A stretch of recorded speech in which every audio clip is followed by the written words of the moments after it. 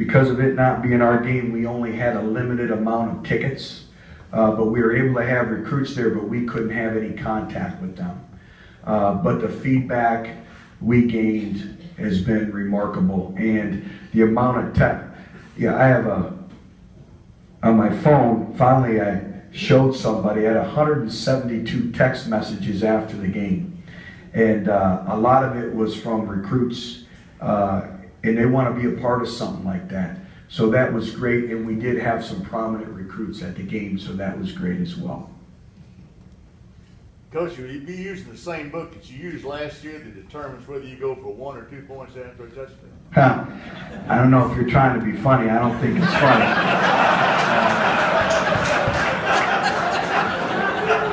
So we do have the same card, and that situation you're talking about, we talked to everyone, and we made the right decision. And it's just one of those games that do that. So I appreciate your humor, but I don't think it's funny. But I loved it. You explain the feeling during the ball walk had to be incredible. Well, first of all, it's the longest ball walk in the history of Tennessee football. It was over a mile, and it separated people very quickly because we were going down, but then we had to walk up the steep hill, so that separated a lot of individuals. But again, I tell our players, you cannot take this place for granted. It is truly special. Our fan base, our passion, the energy that now surrounds our football program, again, nobody else has that. And a lot of times people think the grass is greener somewhere, but all it is longer.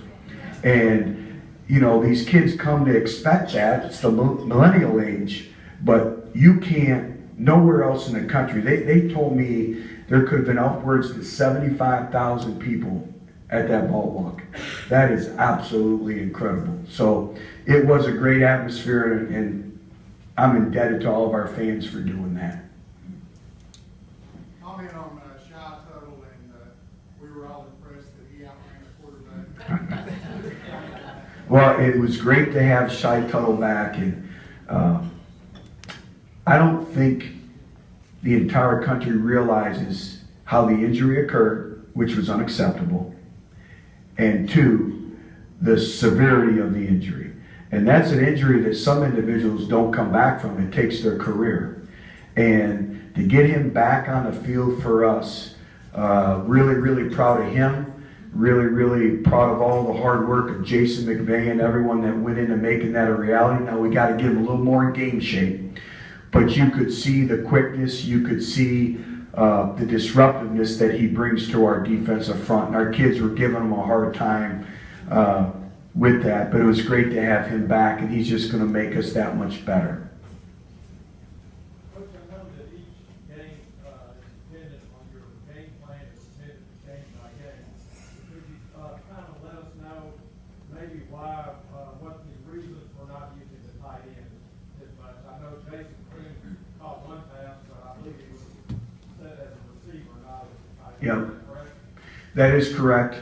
Right now, going into the game, and I want to be correct, we had targeted the tight end 8 times in the throw game, and everything is based off a progression read. Now the tight end may be number 1 or number 2 in the progression. In the coverage, they roll their way, or he doesn't get open, dictates where the quarterback goes with the ball. We do want to make our tight ends more into the game plan. I think you'll see that more. Obviously, having Jason back helps us.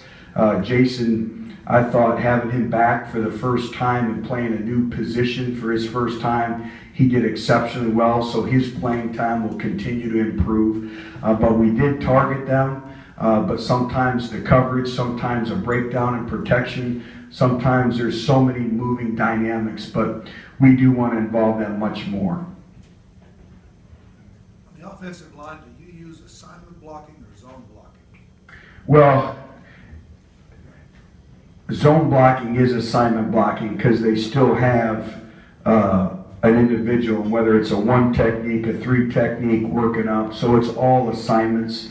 Zone isn't just where they're still in combination, the different defenders. So, you know, with the different fronts we've been seeing, we have a mixture of zone schemes and what they call gap schemes, where we gap down and we double an opponent, but the front will dictate what you're able to run. But even in zone blocking schemes, you have assignments where you're working to different levels of the field or different defenders. And I thought, you know, we knew going into this game with their front that it was a game of patience, and we'd have to have a 2-yard gain, a 3-yard gain, and we had that kind of that mentality because they would outnumber you in the box, and then the movement of the front made it extremely difficult. I thought we, as a coaching staff, we did a great job of making some adjustments, particularly in the second half, to give our kids an opportunity. But I thought our kids, they got back to their style of play. We do a thing called T-Tough, Tennessee Tough, and it's clips of just finishing plays and playing with the toughness that we expect in our program. In the first 3 series up front, I want to say we had 8 or 9 clips. So we got back, and one of the things we did is I challenged our team Friday night, and I asked every man that was on that trip, I said, what's your purpose? What's your purpose? Did you just get on the bus and not think about your purpose? What's your purpose individually for this game? So when we went in, we do a winning edge meeting prior to boarding the buses to go to the stadium. So every individual had to stand up and give their one purpose for the game. And Dylan Wiseman stood up and he said, the play possessed. And he played exceptionally well. He played possessed. He played every snap with that 63 mentality that we want. I got time for one more. Would you comment on your player number 13, named Jones on the sideline? Yes. Sharon Jones, he's love him to death. He's a young man that is from California and came here, and he was committed to another school in the SEC and came here and has great energy, great passion for life. We win the bowl game at the Outback Bowl, and I get a call for him. He says, Coach, can I meet with you right now? And I'm eating dinner with my family, and I'm going to drop everything for our players. So I leave my family, my mom, my sister, my brother-in-law, their 2 kids, Barb's mom and dad, her relatives, and we talk, and he says, Coach, I'm going to transfer.